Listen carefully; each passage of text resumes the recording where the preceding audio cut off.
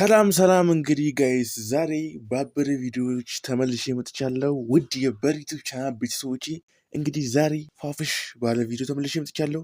ዛሬ ጋይስ ከአፍላ ፍቅር 8 ከሚሆኑ ተዋናዮች አብረው ጥንድ ቢሆኑ የሚያምርባቸው ተዋናዮችን በዝርዝር አስቀምጥላችኋለሁ። እስከ ቪዲዮ ፍጻሜ አብራችሁን ቆዩ። እንግዲህ ጋይስ እናንተ የተመቻችሁን ሀሳብ ይሁን አስተያየት ኮመንት መስጫው ላይ አስቀምጡልኝ። ይህንን ቪዲዮ ላይክ በማድረግ ለአፍላ ፍቅር ኦዲየንሶች ሼር ማድረግ ትችላላችሁ። እንግዲህ ጋይስ ወደ ዛሬው ቪዲዮ ስንገባ ከአፍላ ፍቅር አብረው ጥንድ ቢሆኑ የሚያምርባቸው ተዋናዮች መካከል አንደኛው የሚሆኑት ሚኪና ደንባሪት።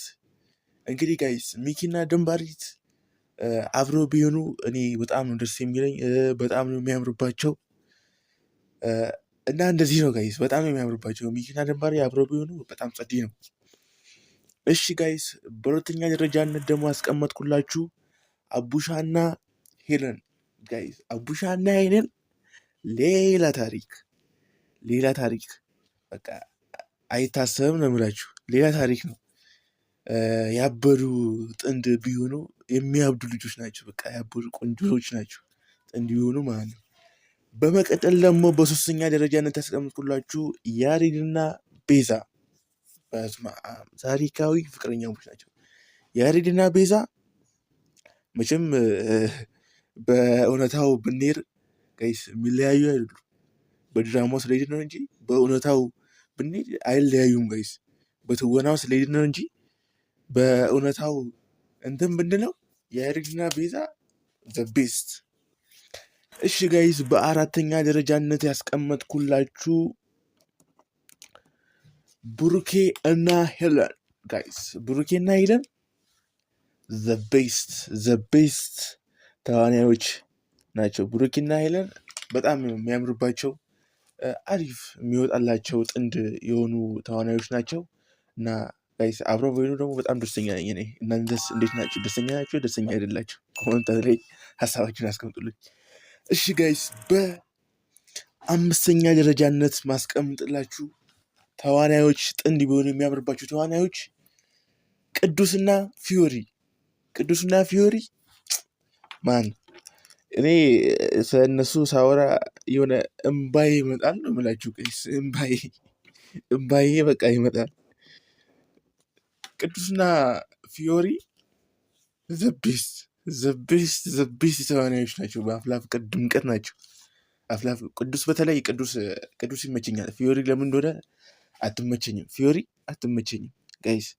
እናንተ ፊዮሪ ከተመቻችሁ የራሳችሁ ጉዳይ፣ እኔ አያገባኝም። ግን ፊዮሪ አትመቸኝም ለኔ። ግን ቅዱስ ዘቤስት ነው ለኔ።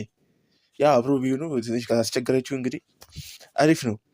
እሺ ጋይስ በስድስተኛ ደረጃነት ስገባላችሁ ቹቻ እና ቀስቴ ምንም አይለያቸው፣ የአራዳ ልጆች ናቸው። ቹቻና ቀስቴ የሆነ አላ ምን ብዬ ላስረዳችሁ።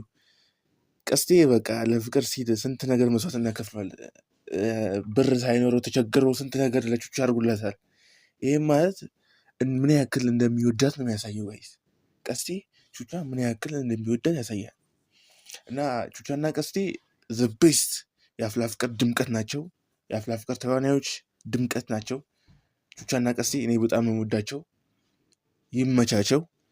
እሺ ጋይስ በሰባተኛነት ደረጃ ሳስቀምጥላችሁ ዴቫና ኤንድ ሶሲ። ጋይስ እኔ ስለ ሶሲ ሲያወራ የሆነ እንባዬ ይመጣል ነው የምላችሁ ጋይስ። ሶሲ በጣም ነው የምትለቅሰው ነው። ዴቭ እና ሶሲ በጣም ነው ጋይስ፣ በጣም እንደውም ከሌሎች አስበልጬ የሚመቹኝ አፍላ ፍቅር ጥንድ አብረው ቢሆኑ የሚመቹኝ ተዋናዮች ቀስቴና የምን ቀስቴ ዴቭ እና ሶሲ ያበሩ ናቸው ጋይስ። ያበሩ ካፕል ቢሆኑ የሚያምርባቸው ጋይስ። እናንተስ የእናንተን ሀሳብና አስተያየት ኮሜንት ላይ አስቀምጡልኝ። ግን ሶሲ አንዳንድ ጊዜ አትመቸኝም ጋይስ። አንዳንድ ጊዜ ለምን እንደሆነ ሶሲ ርቅሻዋ ነው ምን የምትነጫነጨው ባህሪ አይመቸኝም። እሺ ጋይስ ወደ መጨረሻው ስመጣ ተወዳጁ ተዋናይ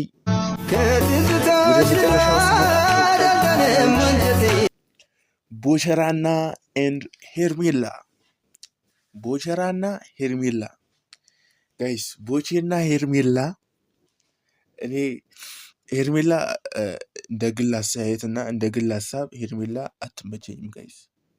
እናንተ የምትመቻችሁ ካላችሁ ኮመንት ላይ ሄርሜላ እኔ በጣም መወዳት እያላችሁ ጻፉልኝ። ከዛ እስቲ አያለሁ። እስቲ ግን ቦቼ ሄርሜላን ይቦንሳታል። ቦቼ እንደውም ለሄርሜላ አይገባትም። ቦቼ እንደውም ትልቅ ደረጃ ነው የሚገባው። የቦቼ ተለቅ ቢል አሪፍ ነው። ሄርሜላ አትመጥነውም።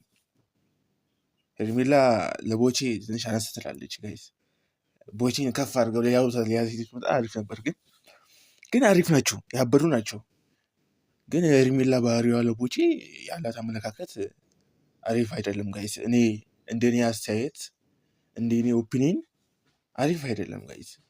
ቦቼ ሌላ ሰው ቢመርጥ አሪፍ ነው ጋይስ። የዛሬ ቪዲዮ ይህን ይመስል ነበር። እናንተ ሀሳባችሁን አስተያየታችሁን ኮሜንት ላይ አስቀምጡልኝ። በቀጣይ ቪዲዮ ምን አይነት ቪዲዮ እንደሰራላችሁ የምትፈልጉትን ሀሳብ አስተያየት ኮሜንት ላይ አስቀምጡልኝ።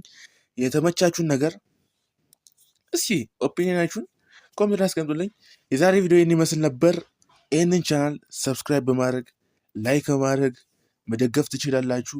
ይህ ቪዲዮ ፑሽ እንዳያደርግ ቢያንስ ይህ ቪዲዮ ከ50K በላይ ቪው መታየት አለበት ጋይስ። ይህ ቪዲዮ ከ50K ቪው በላይ መታየት አለበት። አሪፍ አሪፍ ያበዱ ቪዲዮዎች እሰራላችኋለሁ። የዛሬ ቪዲዮ ይህን ይመስል ነበር። ፒስ